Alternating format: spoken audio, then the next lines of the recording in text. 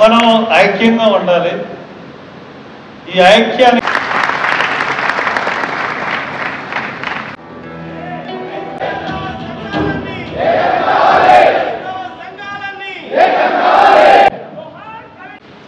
లేకపోతే meeting జరపకండి, permission cancel చేస్తాం.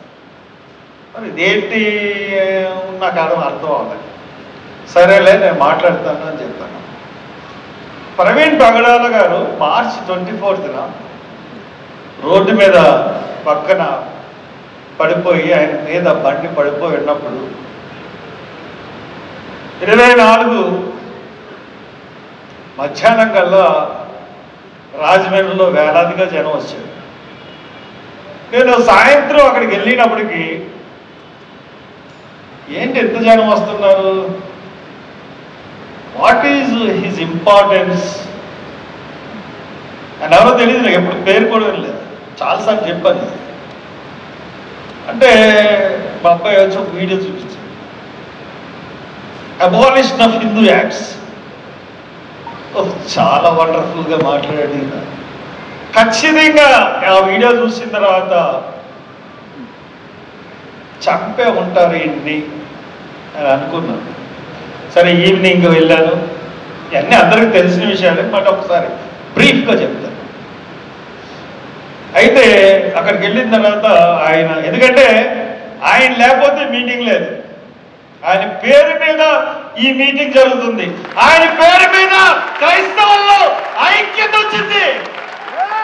That is Praveen పగడాల. గుర్తుపెట్టుకోండి, ఆ మనిషి పేరు చెప్తేనే రోమాలు నిక్కపరుచుకుని క్రైస్తవులు ఒకందరూ కూడా భావోద్వేగానికి లోనయ్యే పరిస్థితులు ఈరోజు ఉన్నాయి. అటువంటి మనిషిని ఎంత దారుణం అంటే, సాయంత్రం పోలీసులు అందరూ కూర్చున్నారు. ప్రవీణ్ పగడాల బావమరిదిలు ఎవరు వచ్చారు, సీసీ ఫుటేజ్ చూపిస్తూ అక్కడ బండి కనపట్టలేదు, జారిపోయినట్టు కనపట్టలేదు. ఫస్ట్ చూపించింది దుమ్ము రేగిందని చూపించి, ఇదేనంటే యాక్సిడెంట్ అయింది.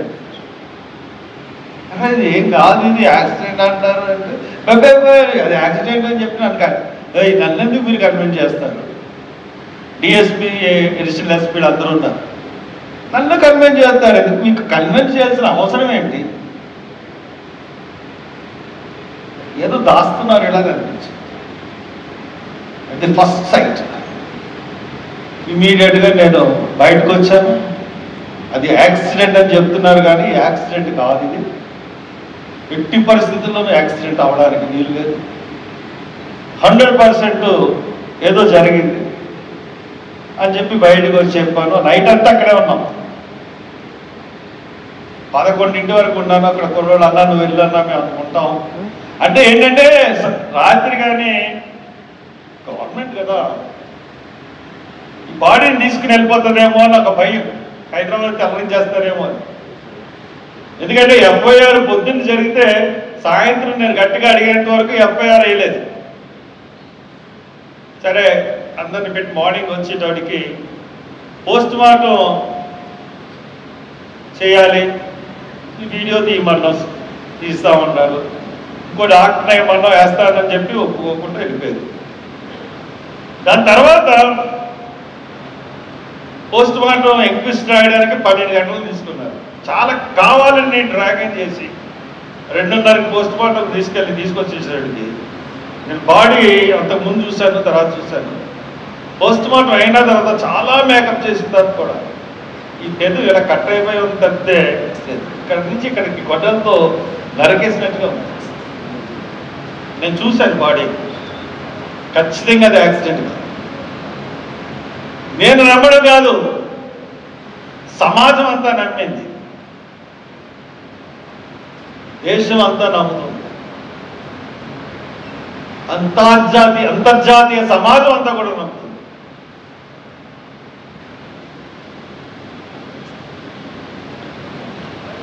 అంతర్జాతీయ సమాజం కూడా నమ్ముతాం.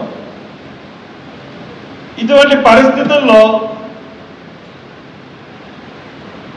ఆయన అక్కడ బాడీ ఉంటుండగానే ఇక్కడ ప్రవీణ్ పగడాల గారి అకౌంట్ సీజ్ చేశారు. ప్రవీణ్ పగడాల గారి ల్యాప్టాప్, ఐప్యాడ్ తీసుకుని వెళ్ళిపోయారు. అక్కడేమో 2 ఫోన్లు ఐఫోన్ సీజ్ చేసామని చెప్తే ఇంకొక డౌట్ ఉంది, ఇక్కడ చెప్పకూడదు కానీ నేను తర్వాత చెప్తాను. అది ఇటువంటి పరిస్థితులు అన్నీ కనపడినప్పుడు యాక్సిడెంట్ అయితే ల్యాప్టాప్ సీజ్ చేయడం ఏంటి,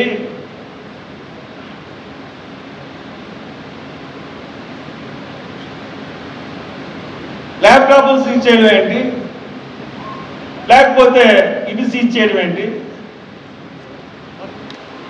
అన్న డౌట్ మనకు వస్తుంది. తర్వాత అన్ని టీవీలోళ్ళు పని కట్టుకుని ఆయన్ని ఒక తాగుబోతు కింద సృష్టించాలని రకరకాల వీడియోలు అన్నీ కూడా చేశారు, రిలీజ్ చేశారు. దాని తర్వాత చాలా క్లియర్గా 4 రోజులు అయిపోయిన తర్వాత అడిషనల్ ఐజీ ఏం చేశాడంటే మేము చేసిన వీడియోలు కాదు ఇది అన్నారు. సరే, తర్వాత పోస్ట్ మార్టం రిపోర్ట్ 3 రోజుల్లో ఇస్తారన్నారు. విచిత్రమైన విషయం చెప్పమంటారా, గవర్నమెంట్ ఈ రోజుకి పోస్ట్ మార్టం రిపోర్టు రిలీజ్ చేయదు. నేనే సంపాదించి అఫీషియల్గా పెట్టాను. నాకు తెలుసు కదా, సామ భేద దాన దండోపాయాలు ఉపయోగించాను. పోస్ట్ మార్టం రిపోర్ట్ తీసుకొచ్చాను, కోర్టులో వేసాను. ఇప్పుడు ఐజీ 12వ తారీఖున ప్రెస్ మీట్ పెట్టాడు. 11వ తారీఖున పోస్ట్ మార్టం రిపోర్ట్ వచ్చింది. 12వ తారీఖున ప్రెస్ మీట్ పెట్టి ఏవైతే వీడియోలు రిలీజ్ చేశారో ఈ టీవీ వాళ్ళు అయ్యే మళ్ళీ చూపించి అదే అన్ని కేసు కన్క్లూడ్ చేస్తున్నాడు. యాక్సిడెంట్ ఇదని చెప్పేసి తేల్చి దీన్ని ఎలా మనం విశ్వసించగలం? ఇది అసలు బాగాలేదు, న్యాయంగా లేదని చెప్పి చాలా గట్టిగా అందరం తగులుకున్నాం. నేను 13, 14 తయారు చేశాను, బిల్లు వేశాను. ఐ థింక్ రేపు సోమవారం, మంగళవారం రీపోస్ట్ మాత్రం హైదరాబాద్లో జరగడానికి ఆర్డర్ రావచ్చు. 100%.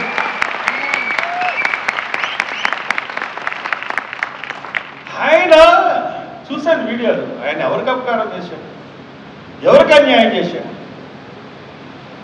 ఒకరికి అపకారం కానీ ఒకరికి అన్యాయం కానీ చేసే మనిషి కాదే. ఆయన తాగుబోదు, అంతకన్నా కాదే. ఎందుకు సమాజంలోనికి ఒక వర్గం ఆయన్ని ఈ విధంగా కించపరచాలని చూస్తుంది?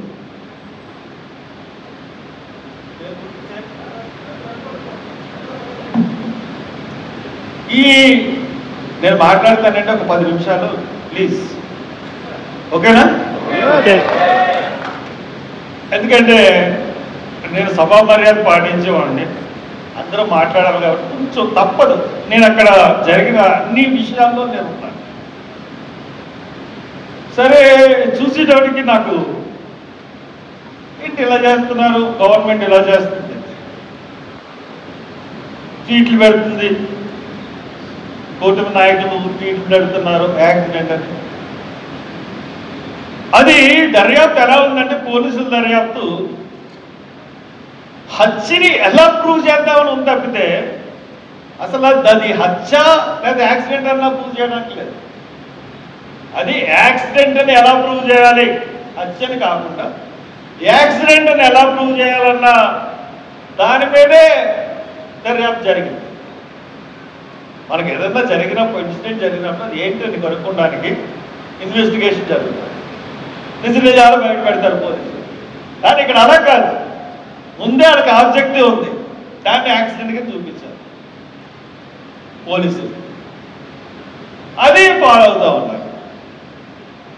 కానీ అది హత్యనే ఇంకా చెప్తా ఉన్నారు. చాలా దురదృష్టకరం.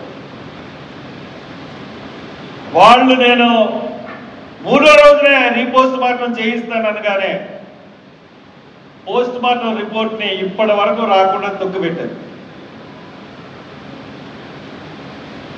ఎంత దారుణం అంటే పోస్ట్ మార్టం రిపోర్ట్ రావడానికి ఎంత టైం అంటే ఇంత తొక్కిపెట్టి ఇంత చేసినా కానీ మన కార్యాలు ఏమీ ఆగట్లేదు, జరుగుతూనే ఉన్నాయి. అది దేవుడికి స్తోత్రం. ఇకపోతే మనం చూసినప్పుడు ఈ హత్యాకోణం అన్నీ చూసిన తర్వాత మనం పోలీసుల యొక్క వ్యవహారం అన్ని చూసిన తర్వాత వీళ్ళు ఎలాగే బిహేవ్ చేస్తారని అర్థమైన తర్వాత నాకు అర్థమైంది. అక్కడ ఆయన చనిపోయిన ప్రదేశం ఎక్కడ ఏదైతే ప్రదేశంలో చనిపోయాడో ఆ పక్కనే మా ప్రాపర్టీ ఒకటి ఉంది. అక్కడికి అప్పుడప్పుడు వెళ్తూ ఉంటాను నేను. 2 రోజులు వరుసగా అక్కడికి వెళ్ళేటోడికి ప్రవీణ్ ప్రగడాల్లో ఎక్కడైతే చనిపోయారో ఆ స్పాట్ దగ్గరికి వచ్చి అందరూ చూసి వెళ్ళడం మొదలుపెట్టారు. వెంటనే నాకు ఆలోచన వచ్చింది, ఇది దేవుడు నాకు హృదయంలో పుట్టించిన ఆలోచన చెప్తే నాది కాదు. అప్పుడు ఏమనుకున్నానంటే గుడ్ ఫ్రైడే,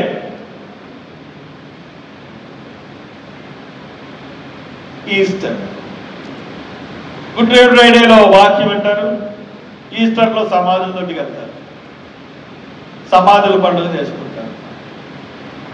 కాబట్టి శనివారం సాయంత్రం 4 గంటల 5 గంటలకి ప్రవీణ్ పగడాలు ఎక్కడైతే చనిపోయాడో, ఎక్కడైతే లాస్ట్ బాడీ దొరికిందో అక్కడ కొవ్వొత్తులు వెలిగిస్తామని చెప్పి నేను ప్రకటించాను. దీనికి ఆర్భాటాలు చేయలేదు, ప్రచారం చేయలేదు, సోషల్ మీడియా ప్రచారం కల్పించింది. ఏంటండి జనం? పోలీసులు ఆలోచించారు, ఎట్టి పరిస్థితుల్లోనూ అక్కడ రానేమో మిమ్మల్ని అన్నారు. పర్మిషన్ లేదన్నారు. 144 సెక్షన్ ఉందన్నారు, సెక్షన్ 30 ఉందన్నారు. ఇవన్నీ కుదరదు అంటే వచ్చి తీరుతామని చెప్పాను. నాకు పోలీసులకి గొడవ అయింది.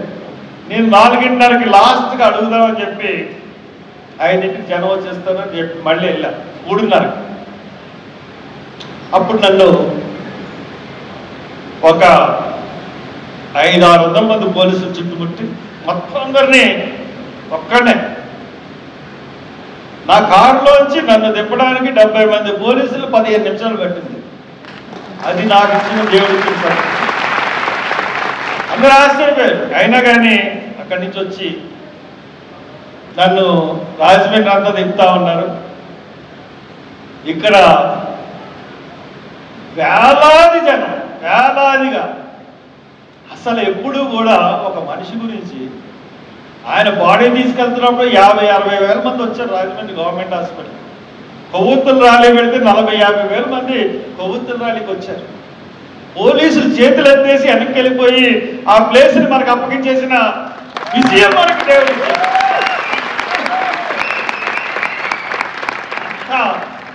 గొప్ప సంఘటన అంటే అది ఎవరు ఊహించలేదు. అందుగురించే ఈ ప్రవీణ్ పగడాల ఆయన్ని ఎందుకు చంపాల్సి వచ్చింది?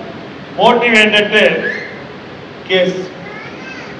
ఇవాళ అంటే అన్ని రాష్ట్రాల్లో ఉన్నటువంటి 9 రాష్ట్రాల్లో ఏదైతే ఈ పిటిషన్ అనేది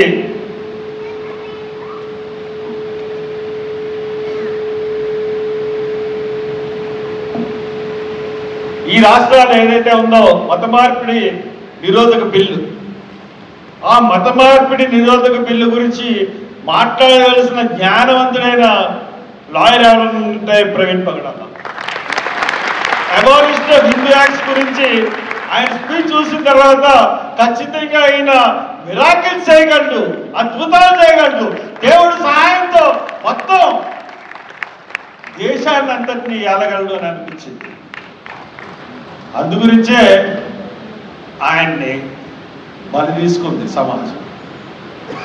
అందుగురించే ఆయన ఎవరో తెలియనటువంటి నాలాంటి వాళ్ళు కూడా మనస్సుకి మనస్సుని పురికల్పి ఆ ఉద్యమంలో నేను రిలీజియస్ ఉద్యమాల్లో దేంట్లోనూ పాల్గొనలేదు. అఫ్కోర్స్ పుష్కరాలయంలో రాజమండ్రిలో సమాధులకి స్థలాలు కావాలని నిరాహార దీక్ష చేస్తే దగ్గర 18 రోజులు నన్ను పెట్టారు జైల్లో. ఎంపీగా అయిన తర్వాత కూడా జైల్లో ఉన్నాను నేను. అది విచిత్రం. నా సొంత కేసు అన్నది ఎప్పుడు చిన్నప్పటి నుంచి ఇప్పటి వరకు కూడా లేదు. స్టీవెన్ తెలుసు, మా యాడమ్కి తెలుసు. స్టీవెన్ సింగర్, నాకు సబ్ జూనియర్ యూనివర్సిటీలో. ఇంత పెద్ద సింగర్ అవుతాడని నేను అనుకోలేదు. వీళ్ళందరూ పెద్ద అండ నాకు. నా జూనియర్స్ కానీ నా సీనియర్స్ కానీ అందరూ హర్షన్న నేనంటే ఒక ఇది వాళ్ళే నన్ను కాసుకునేవారు. దేవుడు ఎప్పుడు నా మీద నా ప్రక్కన ఎప్పుడు ఒక రక్షణలాగా జనాలకి క్రియేట్ చేశాడు చిన్నప్పటి నుంచి. మరి ఎందుకో తెలియదు. అది నేను చూసుకున్నాను. ప్రవీణ్ ప్రగడాల అయిపోయిన తర్వాత ఇది అయిన తర్వాత రేపు మనకి 24వ తారీఖున మీ అందరికీ ఇదే పిలుపు. మీరు మీ సంఘాల దగ్గరికి వెళ్ళిన తర్వాత రేపు ప్రతి సంఘంలోనూ కూడా ఒక విజ్ఞాపన చేయండి. 24వ తారీఖున మన సంఘస్థులందరం ఒక బస్సు మాట్లాడుకుని మన రాజమండ్రి సభకి వెళ్ళాలి. ప్రవీణ్ ప్రగడాల సంతాప బహిరంగ సభకి మనం వెళ్ళాలి. ఇరు రాష్ట్రాల్లోని ప్రజలందరికీ, ఇరు రాష్ట్రాల్లో ఉన్న చర్చెస్ అన్నీ కూడా ప్రతి ఒక్క చర్చ్ నుంచి ఒక్కొక్క బస్సు, 2 బస్సులు, 3 బస్సులు మీరే మీ తిండి పదార్థాలు, టిఫిన్లు అన్నీ దాంట్లో సమకూర్చుకుని ఆ సభకు బయలుదేరండి. అది మన భవిష్యత్తుకు నాంది సభ అవుతుందని చెప్తా ఉన్నాను. క్రైస్తవుల యొక్క శక్తి చూపెట్టబోతుంది మీకు చెప్తా ఉన్నాను. అంతేకాదు ఈ సమాజంలో ఒక మార్పు తెచ్చే గొప్ప సభ అవుతుంది. ప్రతి పాస్టర్కి ఒక కవచాన్ని ఇచ్చే సభ అవుతుంది. మనకి మన పాస్టర్లు కానీ క్రైస్తవ సమాజాన్ని కానీ ఈసనించుకుని ఏమన్నా మాట్లాడాలంటే ఆ సభను గుర్తు తెచ్చుకునే పరిస్థితులు మనం కల్పిద్దాం. కాబట్టి అది దృష్టిలో పెట్టుకోండి. అది దృష్టిలో పెట్టుకుని ప్రతి ఒక్కరు తయారవ్వండి ఆ సభకి. ఆ సభకు వచ్చినప్పుడు ఇంకా పర్మిషన్ ఇవ్వలేదు, తెస్తాను. కానీ నాకు అన్నిటికన్నా గొప్ప విచిత్రమైన విషయం ఏంటంటే హైదరాబాద్లో బీజేపీ గవర్నమెంట్ ఉందా, కాంగ్రెస్ గవర్నమెంట్ ఉందా? కాంగ్రెసా? కాంగ్రెస్ అయితే అజయ్ బాబుని ఎందుకు రానివ్వలేదు? కాంగ్రెస్ గవర్నమెంట్ బీజేపీ పాలన. కాంగ్రెస్ గవర్నమెంట్ బీజేపీ పాలన.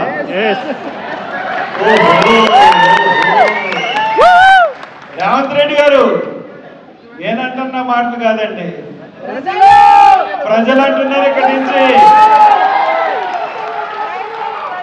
మాకు స్నేహితులు.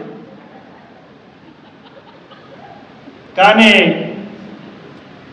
అజయ్ బాబు రాజమండ్రిలో మాట్లాడితే తెలంగాణలో కేసులు పెట్టి అరెస్టులు చేసి 7 పోలీస్ స్టేషన్లు తిప్పి చేయడం మీకు సబబేనా? ఖచ్చితంగా రాహుల్ గాంధీ, సోనియా గాంధీ దృష్టికి తీసుకెళ్తాం. ఆల్రెడీ సోనియా గాంధీ నన్ను అడిగింది పర్సనల్గా, what happened in Rajahmundry, Harsh Kumar. ఆవిడ దగ్గర 15 సంవత్సరాలు ఆవిడ వెనకాల ఉండివ్వండి పార్లమెంట్లో. చెప్పాను జరిగిందంతా. You right and note on that అంది. డెఫినెట్లీ మేడం అని చెప్పాను, పంపించాను.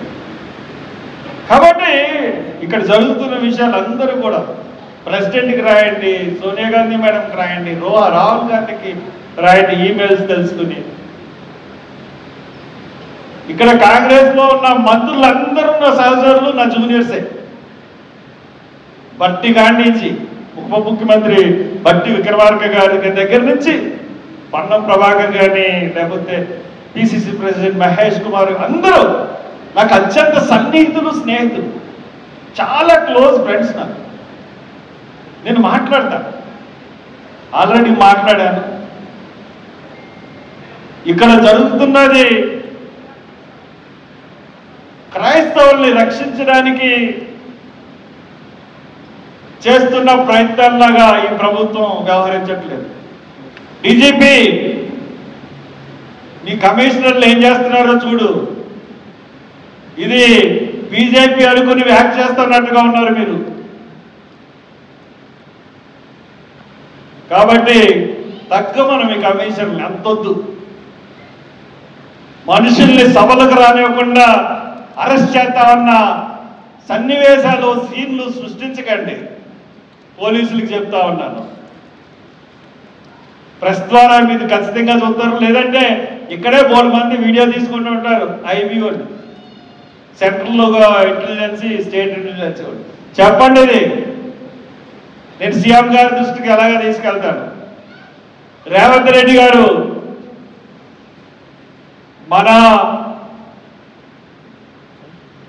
ప్రాథమిక సూత్రం, మన పార్టీ ప్రాథమిక సూత్రం మైనార్టీలను కాపాడటం, మైనార్టీలకు రక్షణ కల్పించడం,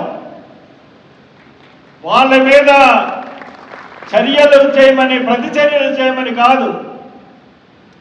మీరు ఇదే పాటిస్తే మున్ముందు మీరు గడ్డు పరిస్థితి ఎదుర్కోక తప్పదు. మీరు కూడా ఒక బీజేపీ నాయకుల్లాగా ప్రవర్తిస్తే ఎవరిస్తారు రక్షణ మైనార్టీలకి, క్రైస్తవులకి? ఎప్పుడన్నా ఏదైనా రాజకీయ గొడవల్లో ఉన్నారా? ఎప్పుడన్నా ఏ రాజకీయ పార్టీ సమావేశంలో పాల్గొన్నారా? ఏ రాజకీయ పార్టీకి ఓటేమని చెప్పారా? ఎంత మత సామరస్యంతో ఉంటారు. వాళ్ళని ఇబ్బందులు పెడుతుంది మీ ప్రభుత్వం. This is not good. కాబట్టి దీన్ని అందరూ గమనించమని, అందరం 24వ తారీఖున రాజమండ్రిలో కలుద్దాం. Thank you very much.